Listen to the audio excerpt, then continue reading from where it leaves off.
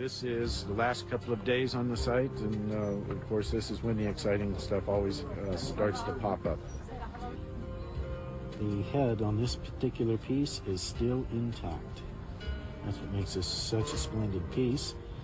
What we have here, in fact, is a grave stele that has been recycled as part of masonry construction into this wall.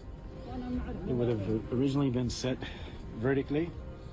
Grave steles would indicate somebody of prominence who's buried in the cemetery. This is not Joe Average Sabaean. No two of these heads are identical, so it looks like there's a sense of realism. This is a female's head.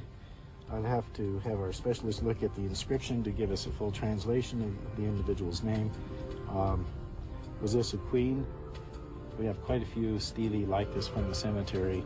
Maybe some are queens, but there's never a title associated with these inscriptions yet, at least not yet.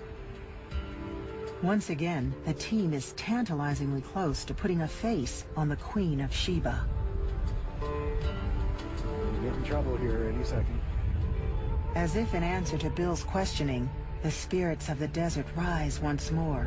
Proof enough for the local Bedouin that Sheba continues to haunt this place. For the people of Arabia today, where one of the most common names for little girls is Balqis or Bilqis, which is the legendary name of Sheba, Sheba is a memory of a glorious time, a time of wealth, a time of international trade, and a time before Islam. Sheba perhaps represents for the people there their pride in their ancient history, but also their new commitments to monotheism.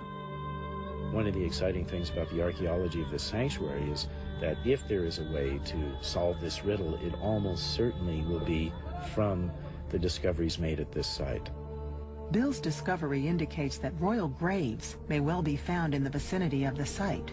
But I'd be very surprised if she didn't show up in inscriptions, and that if eventually her grave was not found.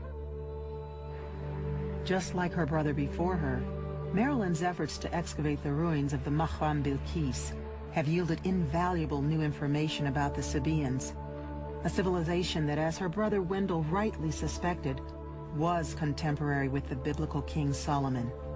When I think of Wendell, I think one of the most important components of his character was his never say die spirit. My purpose is to continue his work and to see this great temple come alive. For now, excavation at the Maqam Bilqis has stopped. But the team has shown that this sanctuary was the focal point of Saba's miraculous artificial oasis, and nothing less than a forgotten wonder of the world.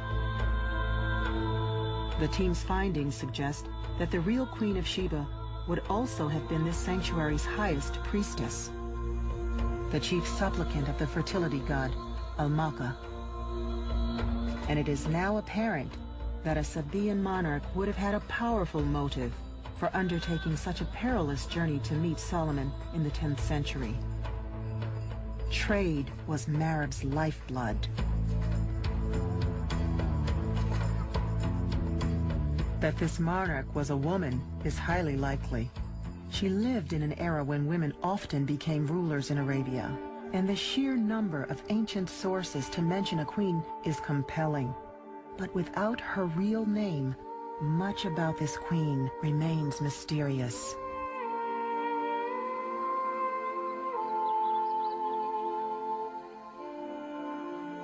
Whoever she was a remarkable woman whose courageous efforts to secure a trade link were immortalized in a legend that has survived for 3,000 years.